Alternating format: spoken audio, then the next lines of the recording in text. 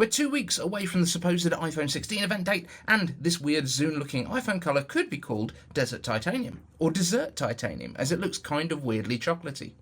But with all that news out of the way, yes, that's it, it's time to take your iCaveAnswers questions from the comments.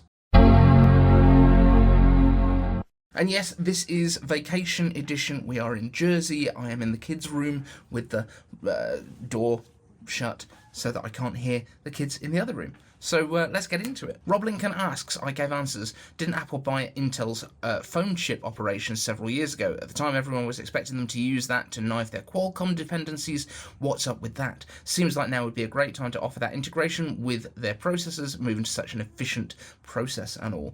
And yes, this is something that we talked about in the last video that nobody watched, which is about the Apple Watch SE, the potential plastic one, and I have a feeling that Apple might go all in and even on a cheaper device make every model cellular. And the reason for that is that cellular watches can be activated on their own. They don't need to be attached to an iPhone, so you can set them up for kids, for grandparents, for all that sort of stuff. And they're also the ones that you're more likely to be buying for those people. So I have a feeling Apple might use their own modems for the first time in these, so they have the cellular capability. They don't have to pay Qualcomm. They could build it into the SoC, and we know that they're getting a new SoC in this one, so all very positive sounding. That would be my thought, because they also don't need to be super fast in terms of the modems for an Apple Watch. You just need to be able to stream some music on them when you're out and about.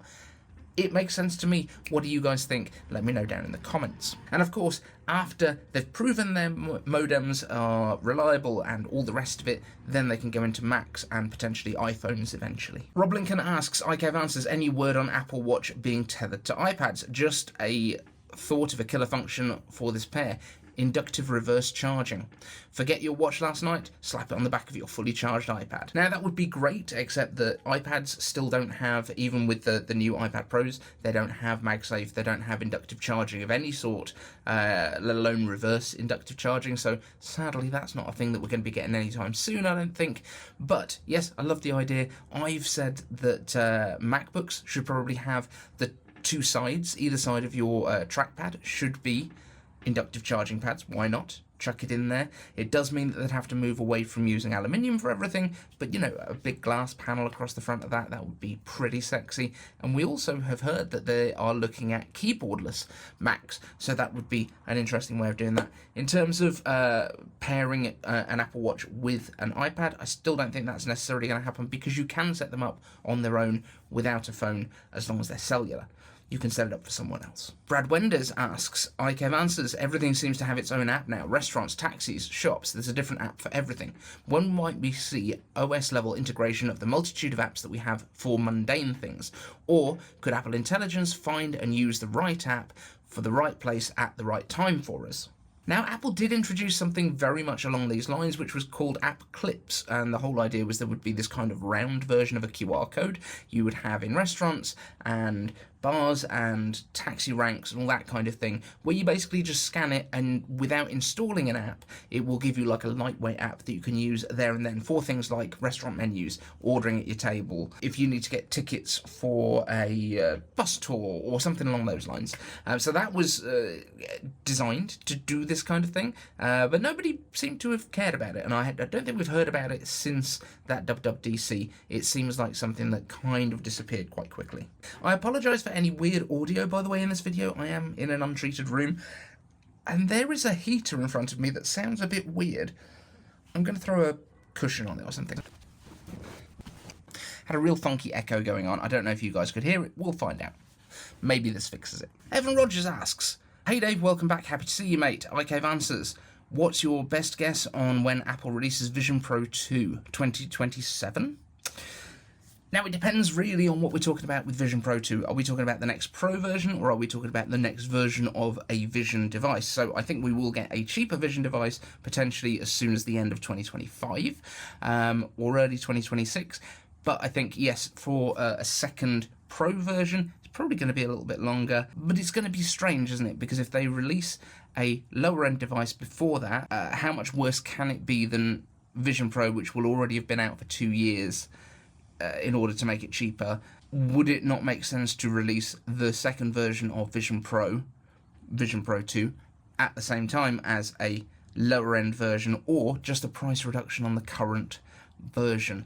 I'm not certain which way it would go, but the fact that it already launched with an M2 chip when the M3 was already in full swing, and we'd already had M3 Pro and M3 Max, in fact, delivered like 2 months earlier, that seems a little bit weird to me. So it's a tricky one, but I do think we're going to see more Vision hardware.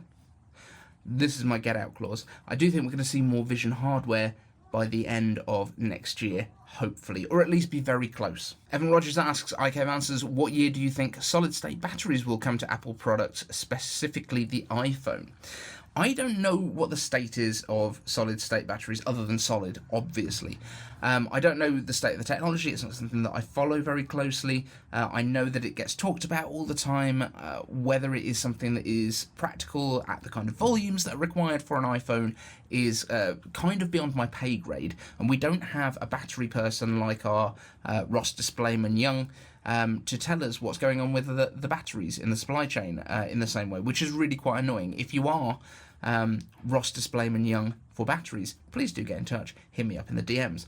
You can be my best friend. But it would be great to see this kind of thing. There's also been things like sodium-based batteries have become, I think they've gone into the first cars now, which obviously I don't think they're quite as power dense as lithium-ion batteries, but they are obviously not using quite rare materials. Sodium is fairly common, as it is half of salt, you know.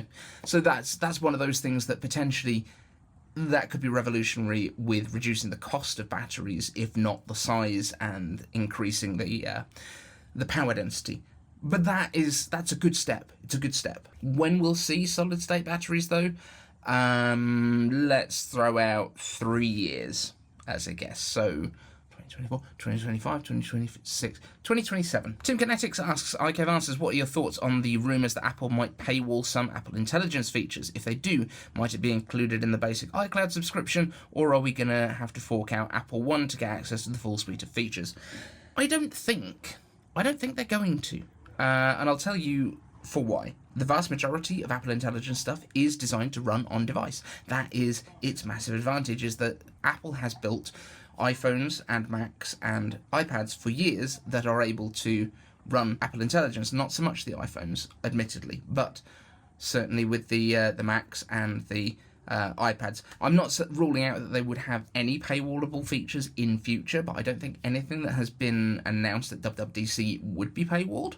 The idea of it running on device means that there is not the excessive server costs which are associated with AI in general. If it's running on your device, there is zero cost.